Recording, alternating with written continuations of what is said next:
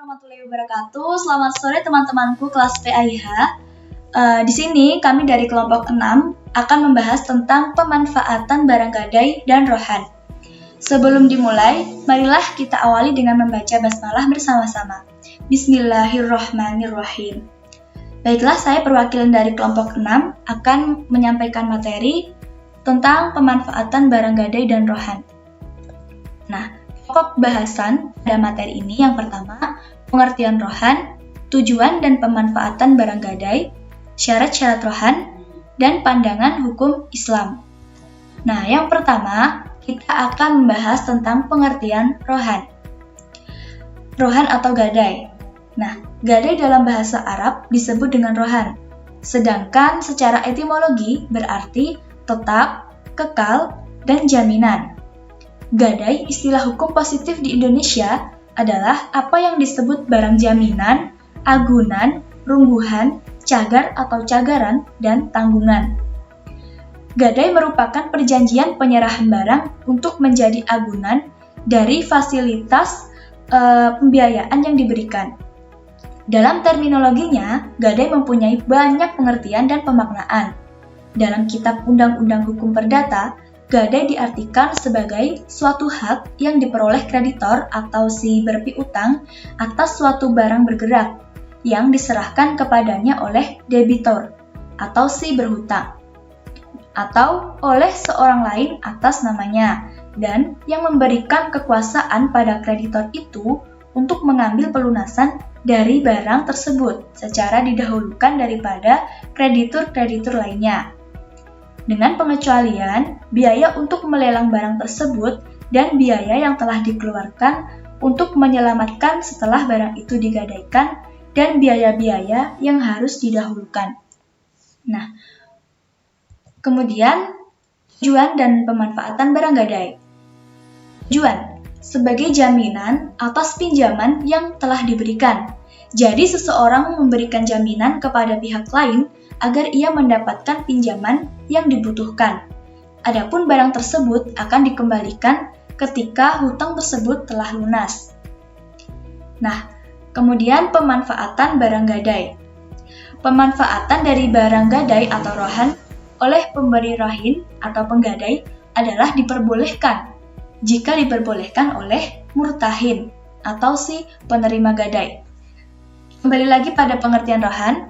Rohan merupakan perjanjian penyerahan barang untuk menjadi agunan atau barang jaminan untuk pelunasan utang. Nah, barang yang menjadi jaminan itu disebut almarhun. Dan pihak yang memberikan jaminan disebut ar-rahin. Dan pihak yang memperoleh jaminan atau pemegang jaminan atau kreditur disebut al-murtahin. Nah, kita lanjutkan.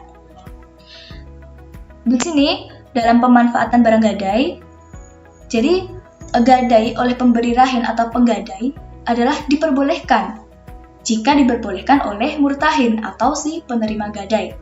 Karena barang tersebut sebagian kepemilikan barang sudah tidak sepenuhnya milik rahin atau sudah pindah ke tangan murtahin.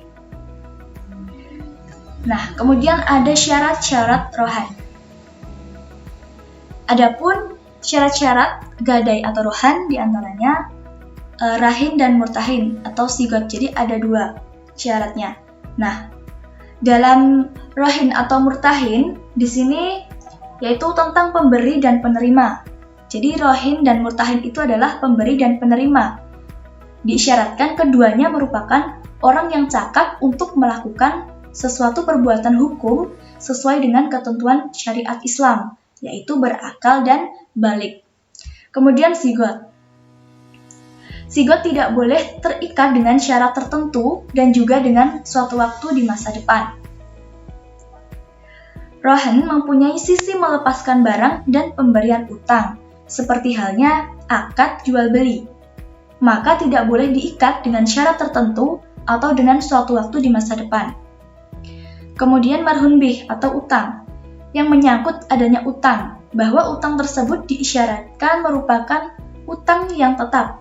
Dengan kata lain, utang tersebut bukan merupakan utang yang bertambah-tambah atau utang yang mempunyai bunga. Sebab seandainya utang tersebut merupakan utang yang berbunga, maka perjanjian tersebut sudah merupakan perjanjian yang mengandung unsur riba. Sedangkan perbuatan riba ini bertentangan dengan ketentuan syariat Islam. Nah, menurut ulama fikih mengemukakan syarat-syarat ar-rahan sesuai dengan rukun ar-rahan itu sendiri. Kemudian syarat-syarat ar-rahan yaitu meliputi syarat yang terkait dengan orang yang berakad. Kemudian syarat marhun bih atau utang, syarat marhun agunan, dan ulama Hanafiyah. Ulama Hanafiyah ini mengatakan dalam akad itu ar-rahan tidak boleh dikaitkan dengan syarat tertentu atau dikaitkan dengan masa yang akan datang. Karena akad ar-rahan sama dengan akad jual beli seperti yang sudah dijelaskan tadi. Nah, kemudian masuk pada materi yang terakhir yaitu pandangan hukum Islam. Pandangan Islam terhadap hukum gadai dan rohan. Dalam Islam, menggadai barang hukumnya baik di dalam hadlar atau kampung maupun di dalam safar atau perjalanan. Nah, hukum ini disepakati oleh ulama mujtahid. Nah, barang jaminan tidak sah kecuali dengan ijab dan qabul. Dan tidak harus dengan serah terima jika keduanya sepakat bahwa barang jaminan itu berada di tangan yang berpiutang atau pemegang surat hipotek, maka hukumnya boleh. Nah, jika keduanya sepakat barang jaminan itu berada di tangan seorang adil, maka hukumnya juga diperbolehkan. Dan juga masing-masing keduanya menguasai sendiri, maka hakim menyerahkannya kepada orang yang adil. Dan semua barang benda yang boleh dijual, boleh pula dijaminkan. Nah, itu tadi sedikit penjelasan dari kelompok kami. Apabila ada yang kurang jelas, bisa ditanyakan teman-teman pada kolom komentar Google Classroom. Nah, cukup sekian yang dapat saya sampaikan. Ada kurangnya dari kami mohon maaf. Wallahu muwaffiq ila aqwamit thoriq. Wassalamualaikum warahmatullahi wabarakatuh.